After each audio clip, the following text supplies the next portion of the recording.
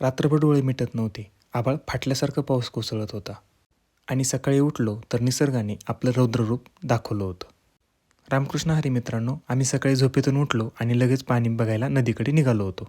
आमच्या कांबळी नदीने धोक्याची पातळी ओलांडलीच होती, पण त्यामुळे आमचा वाघजाई ओढा लांबपर्यंत तुंबलेला होता. डोळ्यासमोर फक्त पाणीच पाणी दिसत होतं. हे पाणी फक्त नदीतलंच नाही, तर शेतकऱ्याच्या कष्टाच्या, घामाचं, स्वप्नाचं पाणी. अतिवृष्टीच्या या झटक्याने शेतकऱ्याचं आयुष्य पुन्हा एकदा उद्ध्वस्त झालेलं आहे. जगाला अन्न देणाऱ्या शेतकऱ्याला स्वतःच उपाशी पडण्याची वेळ त्याच्यावर आलेली आहे. महापूर आला की घरं बुडतात, गावं उद्ध्वस्त होतात, पण सगळ्यात जास्त फटका बसतो तो शेतकऱ्याला.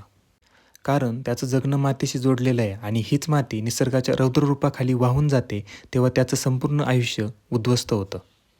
त्यानंतर सोयाबीनच्या वावरात गेलो. पुराच्या पाण्यामुळे संपूर्ण सोयाबीन झोपलेलं आहे आणि आता सतत पडणाऱ्या पावसामुळे ते सडत चाललेलं आहे.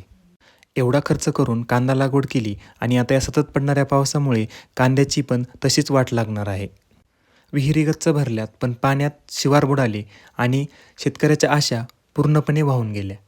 पण तरीही या पुराच्या पाण्यातून आशेचं बीज जिवंत आहे, कारण शेतकरी कधीच हार मानत नाही. तो पुन्हा उभा राहतो, मेहनत करतो आणि आयुष्याला नवीन हिरवाईची ओळख देतो. रामकृष्ण हरी.